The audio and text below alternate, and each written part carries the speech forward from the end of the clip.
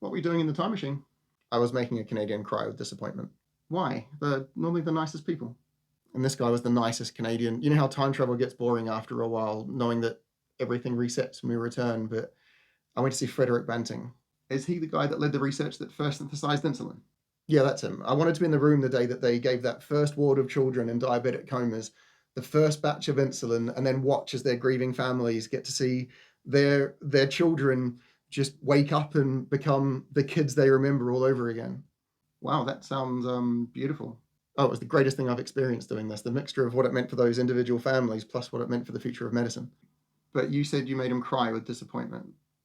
Oh yeah, I showed him that I was from the future, and that in my time it was January 23rd, the anniversary of him selling the patent to an American company in 1923 for $1, so it could be quickly and cheaply mass produced and change the world.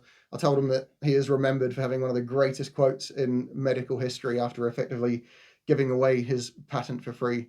Insulin does not belong to me, it belongs to the world. Sounds like you had an amazing experience with them. Why do you look so sad about it, though? I then showed him what Eli Lilly did with his patent. Why would you do that to the man? First, I showed him the UK's NHS and how they've negotiated a price down to about $100 a month per user, including how it's administered. And in turn, they supply it to the entire country for free. And he was disgusted at how much profit a business was able to make from his patent.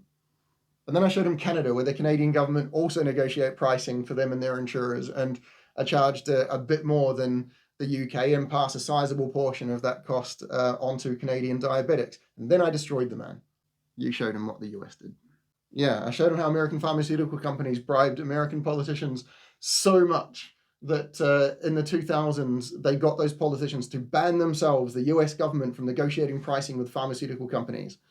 I then showed him how much American diabetics were charged after that legislation and explained how it led to a lot of rationing and how painful it was for people to ration their insulin, and that a lot of them would just find a quicker way to end things rather than using their final days slowly and painfully meeting their end.